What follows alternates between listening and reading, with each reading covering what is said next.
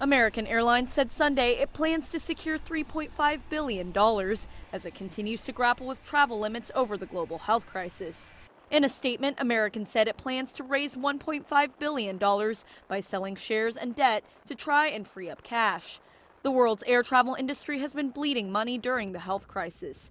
U.S. authorities reported record low passenger numbers in April. But American announced earlier this month it would be ramping up flights for June and July and expects to stop burning cash by the end of the year. It says that will be thanks to a rise in travelers and its own efforts to cut costs.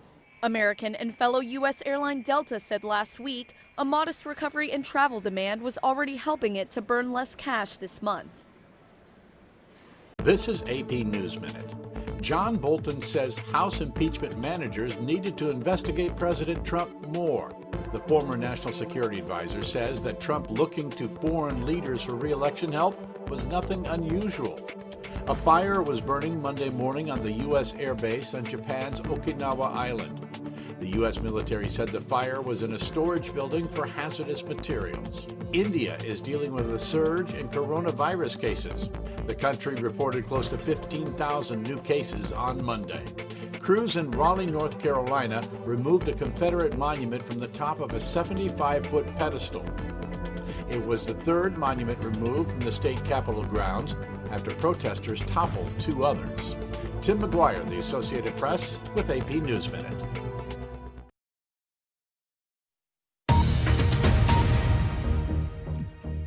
This is BBC World News. I'm Sally Bundock with the headlines. The virus reproduction number in Germany has sharply increased, but officials say it's explained by two localised outbreaks. In one town, extra police have been sent to a housing block where residents have resisted quarantine. France is reopening cinemas and swimming pools in the latest stage of the easing of its coronavirus restrictions. Brazil has become the second country after the US to register more than 50,000 deaths from COVID-19. Over the weekend, the number of cases of coronavirus passed 1 million. And a minute's silence will take place later in the English town of Reading to remember 3 people killed in a knife attack on Saturday evening. It's understood the suspect, who's originally from Libya, was known to intelligence services.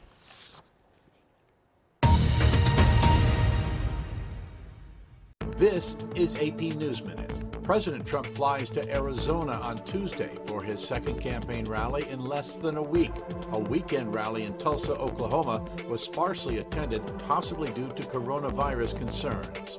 Seattle's mayor says the city will try to wind down demonstrations in the occupied protest zone. The mayor says 2 recent shootings are distracting from the protesters' message against police brutality. Florida health officials say more than 100,000 people in the state have tested positive for the coronavirus. Governor Ron DeSantis ordered the state health department to reissue face mask advisories. New York and Kentucky are expecting a deluge of mail-in ballots as the 2 states hold congressional primaries on Tuesday. Louisville could see long voting lines. Nearly 600,000 residents have one in-person polling place. Tim McGuire, The Associated Press, with AP News Minute.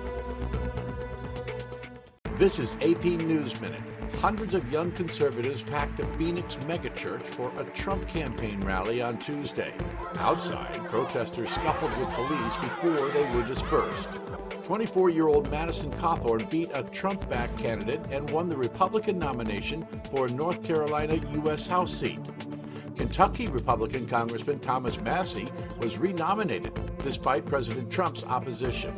Washington State is requiring people wear masks in public due to the coronavirus. Oklahoma City's mayor says some restrictions may be reinstated due to a tsunami of COVID-19 cases. Crews in Charleston, South Carolina worked through the night to remove a statue of former Vice President John Calhoun. The City Council voted 13-0 to remove the statue of the pre-Civil War slavery advocate. Tim McGuire, The Associated Press, with AP News Minute. This is BBC World News. I'm David Eads. The headlines. New York and the neighbouring states of New Jersey and Connecticut are introducing a 14-day quarantine for visitors from 8 other American states which have high rates of coronavirus infection.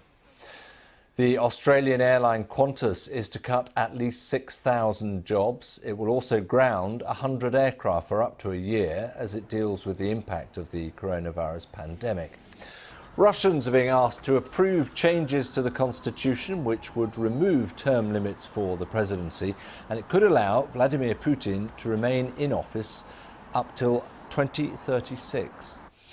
And the Eiffel Tower is to reopen to the public after being closed for 3 months during the coronavirus outbreak. Visitors and staff will be asked to maintain social distancing.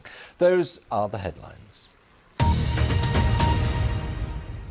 This is AP News Minute. The governors of New York, New Jersey, and Connecticut are asking visitors from states with high coronavirus rates to quarantine for 14 days. Texas and Florida are among the affected states, with the travel advisory beginning Thursday.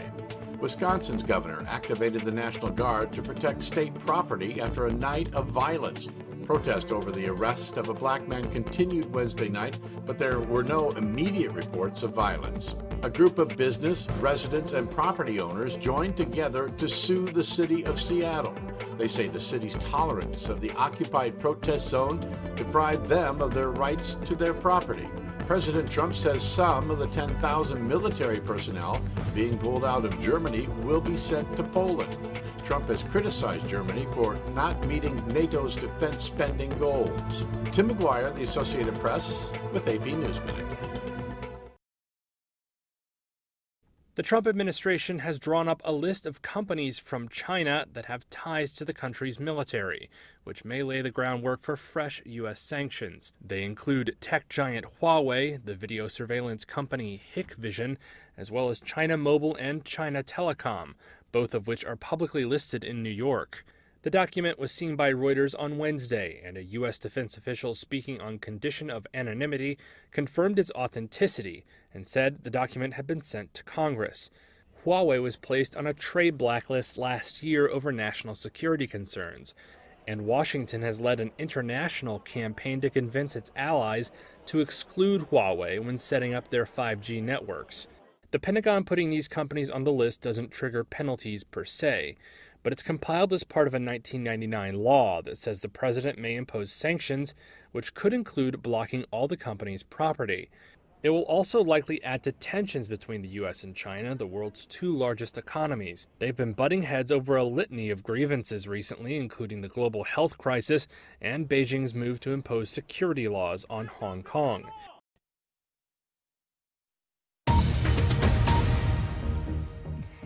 This is BBC World News. I'm Babita Sharma. The headlines. The World Health Organization has warned that the death toll from the coronavirus will reach 500,000 by next week, that there will be 10 million infections.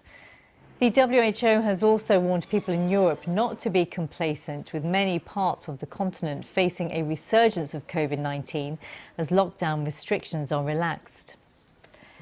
As the UK experiences its hottest day of the year, a major incident has been declared on England's south coast after hundreds of thousands of people headed to beaches. House Democrats are preparing to vote on a police reform bill sparked by the national outcry over the deaths of George Floyd, Rayshard Brooks, Breonna Taylor and other black Americans at the hands of police.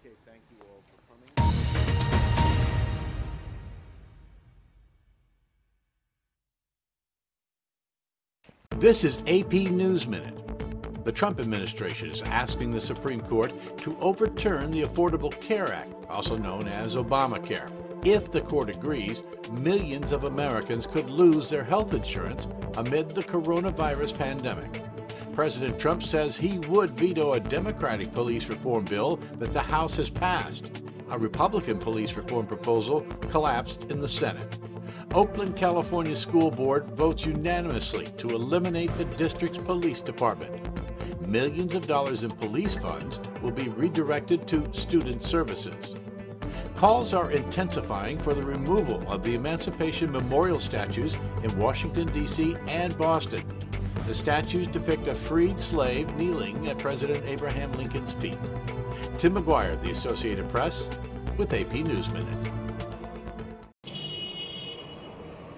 Verizon is the biggest name yet to pause advertising on Facebook for the way the social network handles hate speech. On Thursday, the U.S. carrier joined dozens of companies boycotting Facebook's lax approach when it comes to harassment, misinformation, and incitement to violence. Ice cream brand Ben & Jerry's and the outdoor gear companies Patagonia and North Face were among those who also backed the Stop Hate for Profit campaign.